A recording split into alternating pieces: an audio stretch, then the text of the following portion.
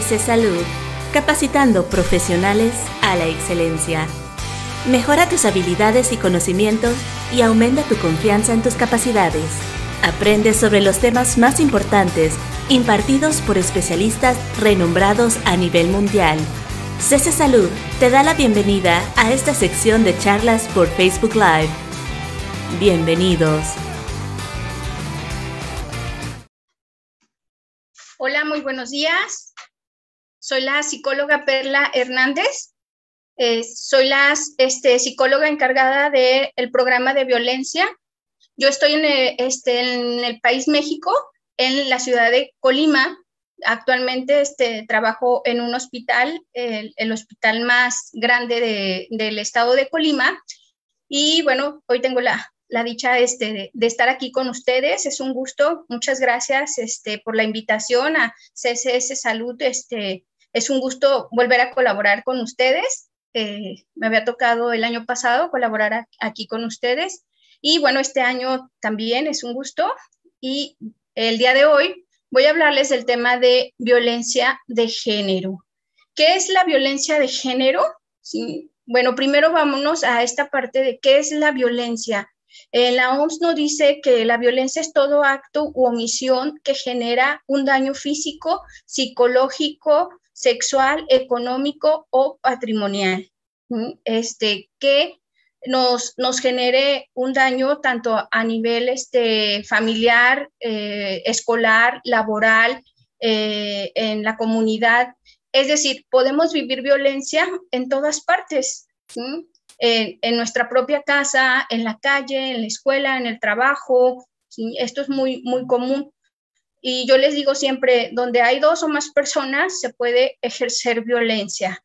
¿Cuál es la diferencia entre violencia de género? ¿Sí? Violencia de género es cuando va determinado a un sexo, es decir, por el hecho de ser mujer o por el hecho de ser hombre. Y bueno, estadísticamente nos dice que la violencia de género pareciera que es sinónimo de violencia hacia las mujeres. ¿Por qué? Porque tenemos una incidencia muy alta a lo largo de nuestra historia, ¿sí? Aunque nos han dicho que tenemos derechos a nivel mundial, a nivel nacional. Me confunde un poquito por la parte de estar yo en México y ustedes en Perú. Sí, pero fíjense que estuve leyendo estadísticas de Perú, cómo está la violencia en Perú, y me sorprendió muchísimo que 7 de cada 10 mujeres reportan haber vivido algún tipo de violencia. Esto no es mucha diferencia en México, lamentablemente, y me da vergüenza que en mi país sea más la violencia. Estamos acá a 8 de 10 mujeres que viven violencia, ¿sí? Entonces, esta parte en la que, ¿qué está pasando? Que seguimos viviendo violencia, seguimos permitiendo y seguimos generando violencia a nuestro alrededor. La violencia de género, lamentablemente, es algo que aún no lo queremos ver, no lo queremos entender. Aún nos dicen que somos exageradas en seguir hablando de esto, que las feministas, que somos radicales, que queremos dañar a los hombres o que queremos llamar la atención, pero no nos hemos puesto estos lentes de género en explicar, ¿sí?, qué es la violencia de género, por qué me afecta. Como les decía anteriormente, la violencia de género es cuando hay un daño directo por el hecho de ser mujer. Les doy un ejemplo. Si atropellan a una mujer, ¿sí?, va cruzando la calle y entonces pasa un carro y la atropella y se muere la mujer, ¿sí? Entonces, podríamos decir que es un accidente y es un homicidio. ¿Qué lo hace violencia de género? ¿Sí? Que, por ejemplo, el conductor sea su expareja. Es decir, pudo haber un dolo, ¿sí? Es decir, fue intencional esa muerte, ¿sí? Entonces eso ya se vuelve un feminicidio. No sé si ustedes sepan, pero en Perú van 59 feminicidios reportados. Lamentablemente, yo creo que estas estadísticas aún están bajas precisamente porque todavía no lo vemos con perspectiva de género. Como digo, puede ser, fue ese accidente, ese atropellamiento, ¿sí? Y es decir, fue un atropellamiento, entonces, pues fue un accidente, fue un homicidio y ya, se cierra el caso. Pero cuando hablamos de que, resulta que su expareja había ejercido violencia contra ella mucho tiempo, ella lo reportó y no se le dio una orden de protección y entonces este hombre o el agresor la siguió hostigando, la siguió molestando, entonces eso no se toma en cuenta. Y entonces no se vuelve feminicidio, sino es un homicidio. Entonces nuestras estadísticas varían mucho, ¿sí? Cuando no hay esa perspectiva de género, ¿sí? Es decir, ¿qué nos sigue afectando a nosotras como mujeres? Nos critican por exigir nuestros derechos, por que se lleven a cabo y nos estén dando lo que nosotras merecemos. Es lamentable que para los hombres no se le cuestionen en ciertas cosas y para nosotras las mujeres sí. Afortunadamente ahorita los que creo que estamos aquí conectados, estamos ya laborando, tuvimos el derecho a estudiar, pero este derecho a nosotras como mujeres nos costó. Nos vamos a la historia y bueno, a niveles Latinoamérica vamos atrasadas. ¿Por qué? Porque nos dijeron que calladitas nos vemos más bonitas. Entonces, que nosotras solamente servíamos para estar en casa y para tener hijos, la reproducción. Y si ahorita ven todos estos cuestionamientos de la maternidad, en el que las mujeres todavía se cuestionan si son buenas o malas madres, si son suficientes o no, se les critica por ser mujeres que ahora quieren salir a trabajar y es que descuidas a los hijos o deberías dedicarte más tiempo a tus hijos, o si eres mamá soltera es muy cuestionable, ¿no? Es que no pudiste retener a un hombre, tú sola no vas a poder, ojalá y pronto le consigas un padre a tu hijo. Y entonces si los padres son padres solteros, lo suben a un pedestal, le dicen, wow, o sea, porque cambia pañales, porque da de comer, porque lo saca al parque, y entonces eso es motivo de halagar, pero cuando la mujer lo hace, no es visible, ¿sí? Y entonces eso es violencia de género. Entonces les tenemos que aplaudir a los hombres por hacer lo que nosotras hacemos comúnmente. ¿Sí? Entonces la maternidad, ¿sí? Nos encerró. Decía Marcela Lagarde en su libro, en este libro, se me fue el nombre, en el que nos decía que nosotras estuvimos encerradas mucho tiempo, ¿sí? Nomás procreando, entonces nos detuvieron en la parte de la ciencia, ¿sí? Pero sin embargo, aún así, hay muchas mujeres que la historia no nos ha contado, que sí estuvieron ahí, ¿sí? Desde la NASA, acá en México tenemos ahora una chica de 23 años, o sea, que ya fue al espacio, y es súper admirable el decir, qué bueno, o sea, a mí me da muchísimo gusto por el hecho de decir, ya pudimos salir, ¿sí? Las mujeres en cautiverio, se llama el libro de Marcela Lagarde, en la que nos dice, pues sí, nos tuvieron cautivas mucho tiempo y ahora queremos salir, ¿sí? Queremos salir al mundo a demostrar lo que somos, ¿sí? Porque a los hombres sí se les dio el derecho, ¿sí? de estudiar, de estar en la ciencia, de ejercer la política, de ejercer la seguridad, las leyes y todo, ¿sí? Entonces, ellos no han tenido que luchar por esto que nosotras sí tenemos que luchar. Tuvimos que luchar por el derecho a votar, que ya se nos había otorgado, pero tú tienes que luchar por ganártelo. ¿Y qué nos costó? Nos costó muchas vidas, ¿sí? Vean la película de las sufragistas, es una película muy conmovedora, muy real, ¿sí? Que a mí en lo particular me gusta mucho que lo veamos, que conozcamos nuestra historia. Dice, el que no conoce su historia está condenado a repetirla. Entonces, ya no tenemos que repetir esos errores, y sobre todo hay que repetir las luchas, ¿sí? Porque tenemos que seguir luchando por nuestros derechos. Tenemos que decir, bueno, no por el hecho de ser mujer, no tengo voz y voto, sí lo tengo, ¿sí? Lo que yo pienso, lo que yo siento es importante. En esto del sentir es algo muy importante porque también se nos castiga por eso, por sentir. No sé si alguna vez algunos de ustedes les han dicho, algunas de ustedes, pues hablo de las mujeres, que cuando andamos de mal humor, ay, sí, de seguro ya andas en tus días, ¿sí? Entonces pareciera que la menstruación, que es algo biológico, ¿sí? Nos incapacita para demostrar nuestras emociones. Entonces, cuando marco un límite, cuando demuestro que algo no me agrada, es algo malo y que tenga que ver con un proceso biológico. Y entonces es no. Es cuando nos dicen esta parte de, las mujeres tóxicas. Esa palabra a mí se me hace horrenda porque cuando una mujer dice, no quiero esto, no me grites, no me ofendas, no estoy de acuerdo con esto que tú dices, entonces somos tóxicas. Y entonces a ellos se les justifica, ¿no?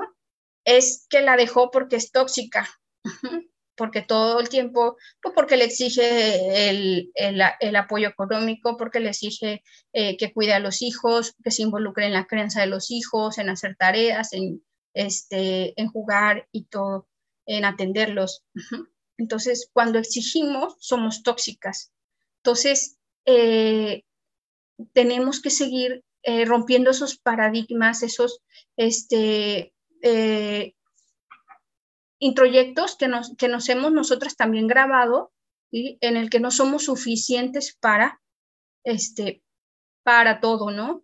Entonces, aunque ahorita estamos saliendo, creo que la pandemia, el punto bueno que tuvo fue que tuvimos que buscar alternativas de comunicación y de empleos. Déjenme decirles una estadística que me pareció muy interesante, que en el 2020 las mujeres salimos más a trabajar, buscamos otras formas de ingreso y entonces se potencializó el fondo económico que las mujeres generamos más millones de dólares en productividad, ¿sí? Es decir, trabajamos más, generamos más ingresos, ¿sí? Y tenemos una mejor calidad de vida, ¿sí?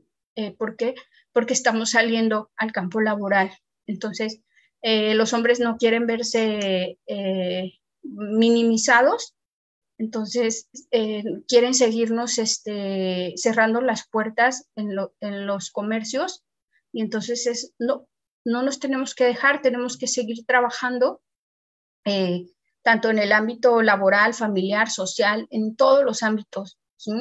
En el ámbito laboral se da muchísimo la violencia de género y aquí hay algo que me preocupa muchísimo en que nosotras las mujeres hemos normalizado la violencia, que se burlen de nosotros por la forma en que nos vestimos, por la forma en que hablamos, en la forma en que nos comunicamos.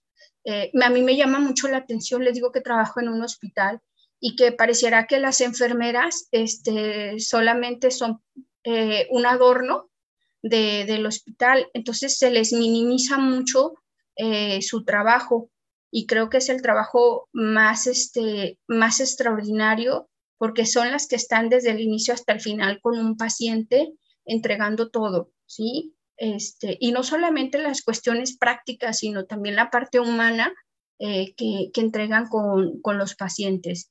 Me es muy admirable su trabajo, que por cierto acá en México el próximo 12 de mayo es el Día Nacional, bueno, no, también es internacional de enfermería. Una felicitación para todas y todos, que su trabajo, les digo, me parece extraordinario.